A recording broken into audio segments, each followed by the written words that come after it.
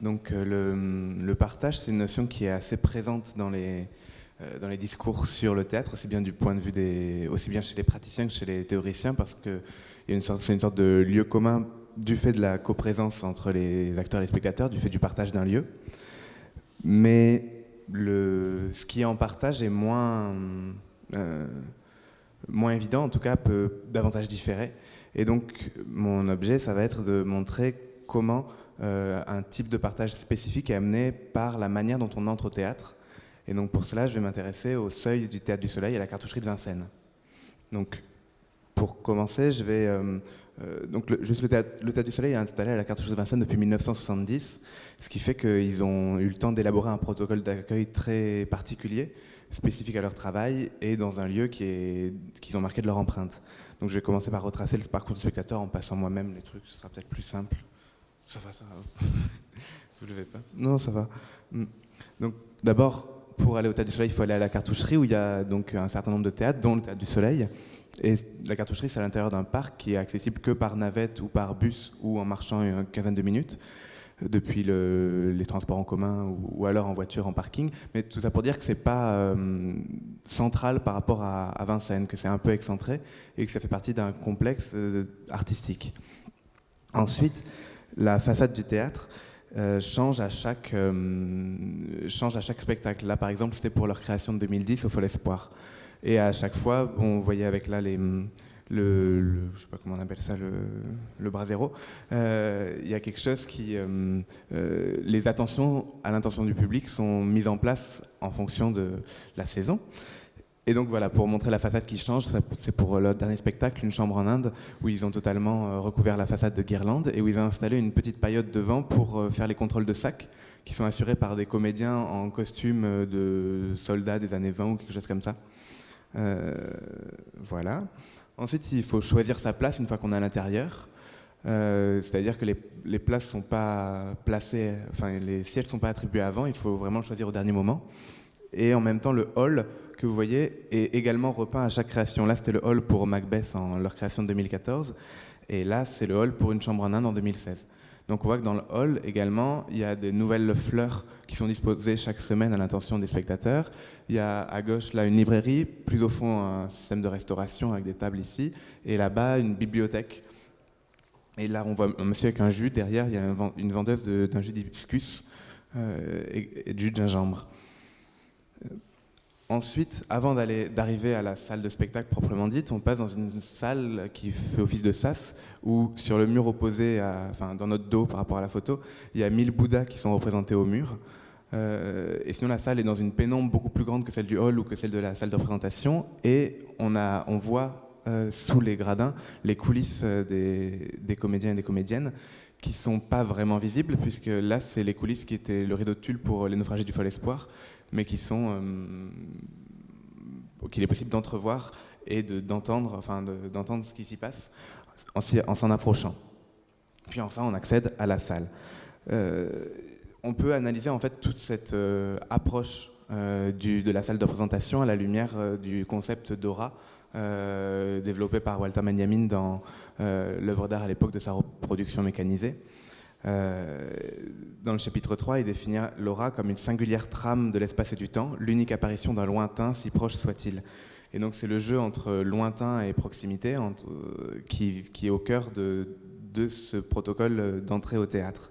Donc on le voit, le contrôle des billets est toujours assuré par Ariane Mouchkine, la metteuse en scène et directrice du théâtre en personne, qui vient au plus proche des spectateurs pour un peu les accompagner dans cette entrée au théâtre, alors qu'il faut aller loin au Théâtre du Soleil. Puis après, une fois qu'on y est, c'est comme si le théâtre se rapprochait de nous pour mieux partager une convivialité, un moment de convivialité dans le hall, pour mieux partager l'approche du moment de la représentation.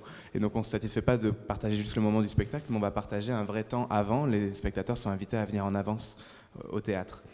Et donc il y a à la fois donc le partage de la proximité physique entre les artistes et les spectateurs, aussi bien au niveau des coulisses qu'au niveau du hall, où c'est où c'est toute la troupe du Théâtre du Soleil. Par exemple, selon les spectacles, tous les acteurs n'ont pas les mêmes rôles, et donc selon les spectacles, certains acteurs vont se retrouver plus en cuisine ou plus en salle pour accueillir les gens. Et donc il y a cette proximité physique qui va avec la proximité temporelle du spectacle qui approche. Et Et donc toutes ces proximités qu'on partage juste avant la présentation, ça fait un contraste encore plus marqué avec le moment de la présentation en lui-même, où pour le coup, le partage est plus dans le sens d'une séparation, comme disait Geneviève Lou tout à l'heure, avec cette fois-ci la salle qui est totalement plongée dans l'obscurité et une conception du spectacle assez traditionnelle, en tout cas assez commune, où le spectacle est vraiment isolé et on partage. En tout cas, il y a plus cette convivialité qui est réservée au temps hors représentation. Et donc, avec une théâtralité marquée, vous voyez sur cette photo, qui est au nom des saluts pour des raisons libres de droit, les costumes sont marqués, les maquillages sont marqués, il y a une théâtralité exacerbée qui est affirmée sur scène. Et donc, c'est là où et donc, ce qui se passe sur scène apparaît dans un lointain encore plus grand, du fait de la proximité qu'il y avait avant entre l'équipe artistique et les spectateurs. Et c'est là où le concept d'aura est intéressant, parce que c'est l'unique apparition d'un lointain, si proche soit-il, et donc on va travailler à rapprocher l'équipe artistique et les spectateurs, en tout cas à former le partage d'un moment de convivialité avant, pour mieux s'en sortir après et faire apparaître ce qui va être le théâtre comme quelque chose de encore plus lointain, et donc entouré d'une aura. Et donc en fait, d'après moi, c'est propre à la conception du théâtre développée par le Théâtre du Soleil, où le théâtre, pour eux, est comme une sorte d'apparition transcendantale. C'est Ariane Mouchkine qui le confiait dans un entretien avec Georges Banu en 2001. Elle parlait d'une métaphore d'un théâtre oiseau. C'est-à-dire que le théâtre, ce serait comme quelque chose qui se produit à certains moments, dans certaines conditions, qu'il faut laisser apparaître et qui fait que tout d'un coup, ça devient du théâtre, ou ça n'en est pas, si ça ne marche pas. Comme une sorte d'alchimie du moment. Et donc, il y a la croyance très forte au Théâtre du Soleil que ce surgissement est bon de manière transcendantale, encore une fois.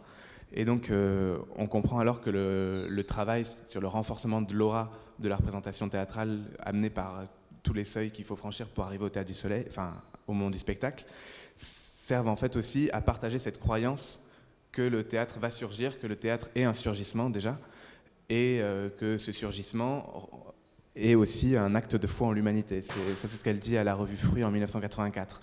Et parce qu'il y a partage, on peut partager ce surgissement, et donc du coup ce surgissement devient le vecteur du partage, et donc le vecteur d'un partage humain, et donc le vecteur d'un acte de foi en l'humanité. Et il y a une sorte de raisonnement circulaire, quoi.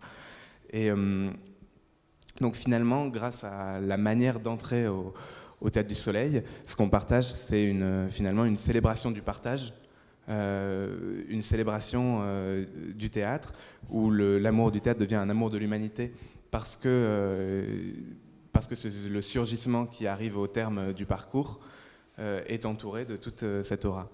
Et donc, je vais juste finir avec une image, justement, une scène de ce spectacle, Une chambre en Inde, où il y a enfin, je n'ai pas de diapositive, mais où il y a un personnage d'une sorte de spectre du théâtre, qui est là, en tout cas d'un théâtre particulier qui sont allés à la rencontre, duquel ils sont allés à la rencontre en Inde. Et donc il y a ce spectre qui se balade des fois sur le plateau, et à un moment, il y a une scène où un vieux propriétaire terrien est dans un cyclopousse avec un ami et se moque du théâtre en disant que c'est inutile et qu'il ne croit pas au théâtre et que le théâtre ne sert à rien. Et là, le spectre surgit pour le tuer.